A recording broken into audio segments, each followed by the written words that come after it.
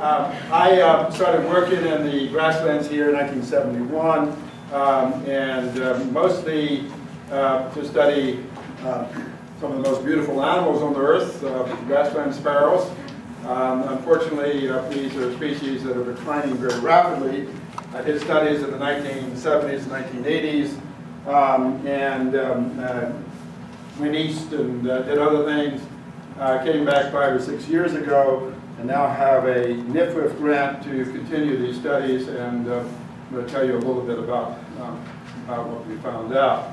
This is the center of diversity of grassland sparrows. I'm going to talk mostly about grassland sparrows because that's what I know about. Many of the things I'll say are very generic and apply to many grassland animals. Do I do that?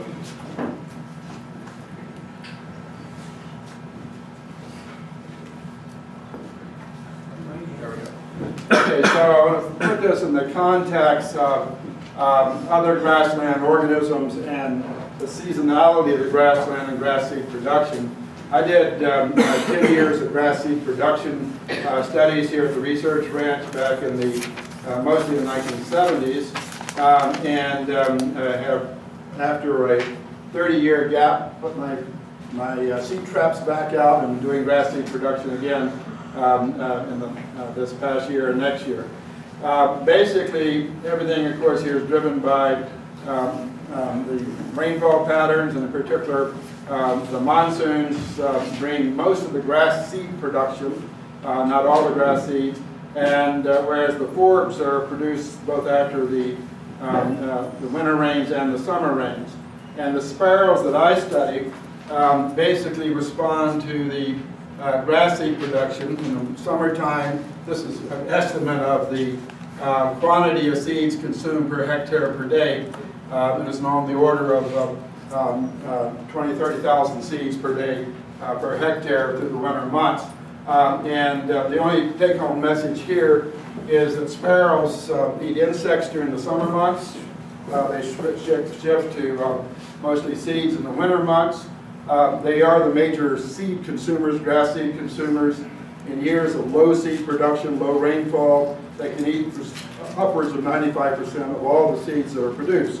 So it's like this big pile of seeds that's available in the fall that declines through the year. We also made estimates of rodents and ants and their seed consumption in these grasslands. Overall, ants eat about the same number of seeds through the year, but they're eating different seeds produced at different times of year because they're mostly active during the warmer months. Rodents are a relatively small component of seed consumption in these grasslands right here. From a perspective of a grassland bird, the whole landscape here is a mosaic of distances to tree and shrub cover, which correlates very much with predation risk, and I'll talk about that a little bit. But basically, different species of sparrows feed at characteristically different distances from tree and shrub cover. Some of the key things that are driving the system here is you have this mosaic of areas of open grasslands and either mesquites or oak woodland. You have a very high seasonality in the availability of food, and what happens is through the season, sparrows that feed in close to trees and shrubs deplete the seeds there, and there's no renewal until the next summer rain, and they feed farther and farther from the trees and shrubs as the season progresses. And the bottom line is that in order to gain access to food, particularly late in the winter, you have to incur a lot of predation risk. You have to go to places far from cover to get sufficient food. This is kind of a simplified sort of way of thinking about it, is that depending on where you are on the landscape, there are very different hawks that will eat sparrows. And we did estimates in the 70s and 80s that if you look at the numbers, densities of the sizes of hawks that actually eat grassland birds, and there are also shrikes in this story, are roughly 2 times as many of them back in the woodlands. But hawks are much more efficient at capturing sparrows out in the open grasslands. So if you feed out of those open grasslands and you get detected by a hawk, you have a pretty high chance the hawk is going to catch you. And we estimated that 5 to 10 times more likely to have a successful attack out in the open grasslands than back in close to trees and cover. And what you get is a whole spectrum of different species of sparrows, and I mean sparrow in a pretty broad sense of the subfamily Emberizinae. This is the global center of diversity with over 30 species in this part of southeastern Arizona and northern Mexico.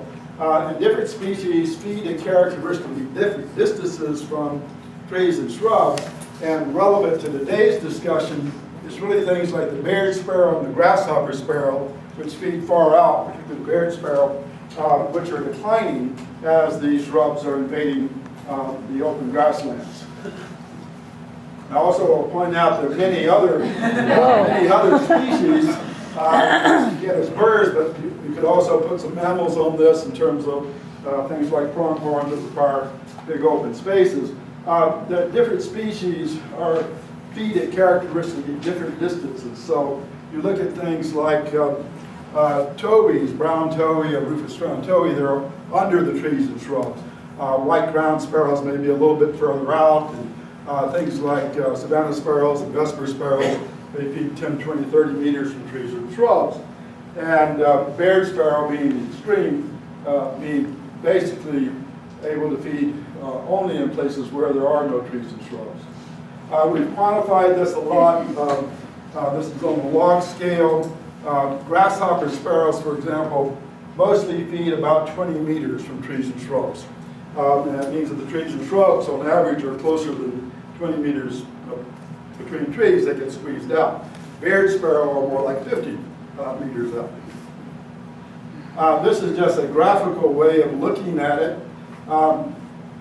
Upper left-hand corner, this is meant to be an area that's 1 kilometer on a side, so it's 100 hectares. A single mesquite tree on 100 hectares, density of 0.01 mesquite per hectare. This is like a nice big size hectare. The green is the area available for Baird sparrow. The Baird sparrow will not feed within the 20 or 30 meters around that tree. So with 0.01 mesquites per hectare, most of the environment is available. At 2 mesquites per hectare,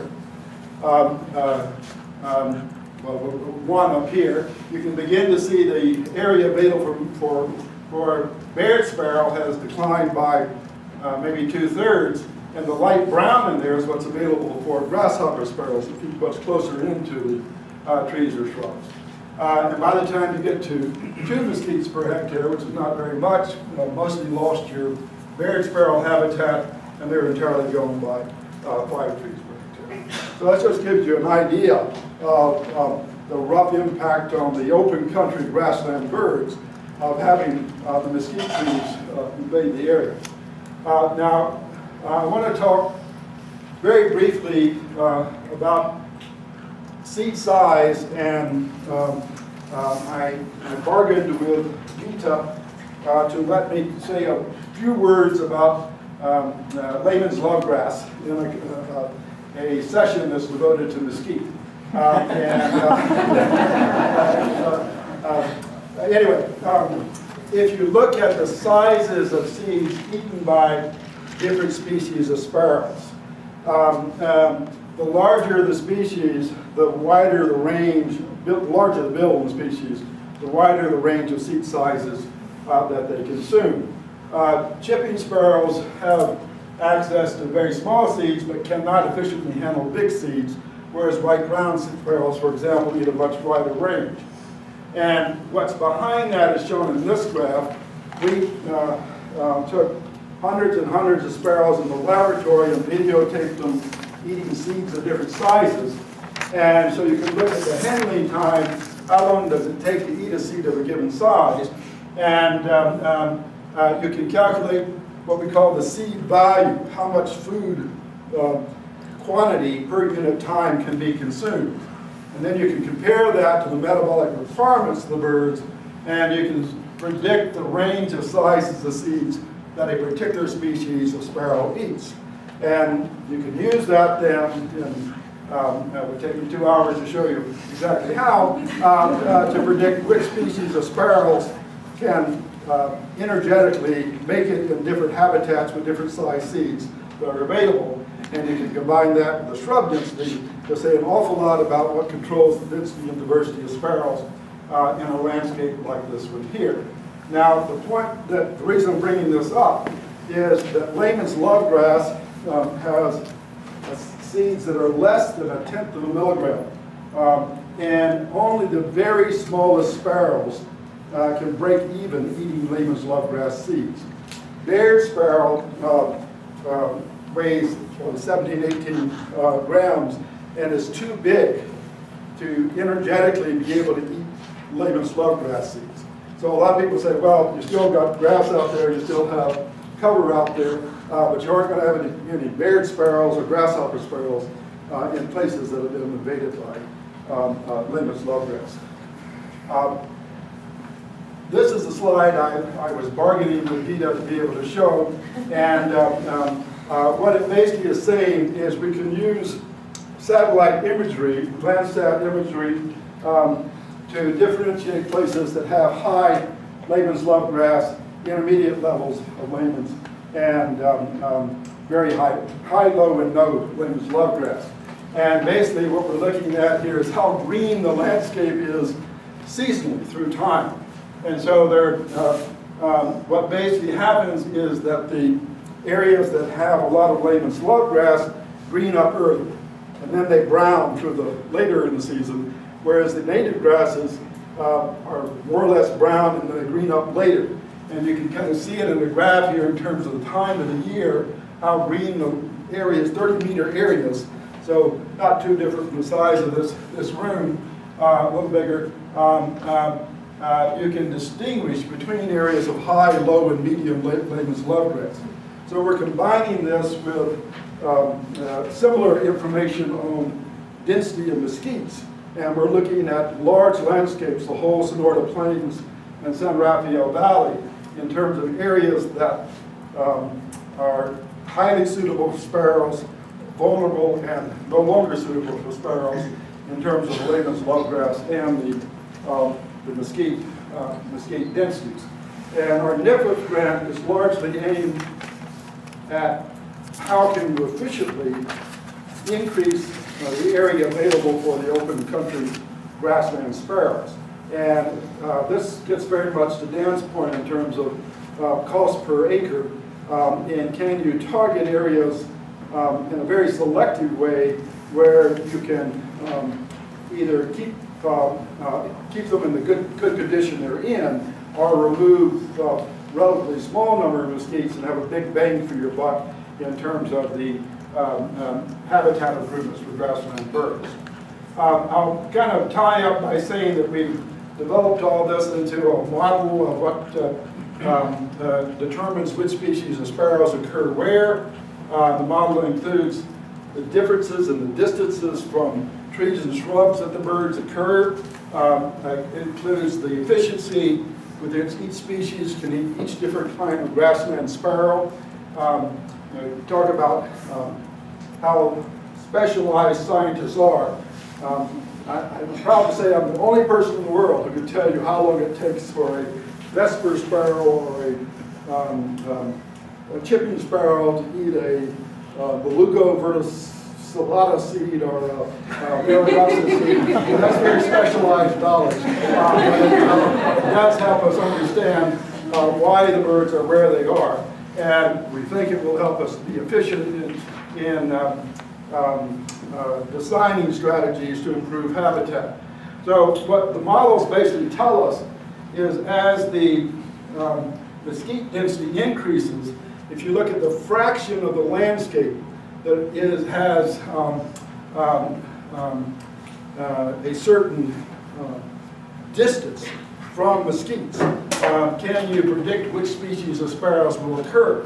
And this is kind of my depiction of what the natural grasslands here look like. They're a mosaic of areas far from cover and right under cover near mesquites or oaks, where you can have coexistence of 7 to 8 species of sparrow species.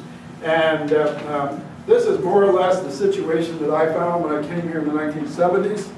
And what's happening now is you're losing a lot of the, this is a log distance, you're losing the areas that are far from trees and shrubs, and you're only having areas that have, are close to trees and shrubs, and you're, on top of that, you're getting layman's lovegrass invasion. And this is model results, but it's very similar to what we're actually seeing out there. You still have plenty of chipping sparrows, vesper sparrows, brown towhees, but you're losing your open country sparrows, your grasshopper sparrows, and your bear sparrows.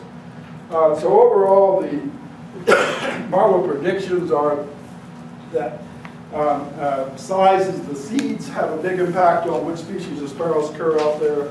Equally important are the distances to covers and the densities of trees and shrubs that provide retreat space for the birds.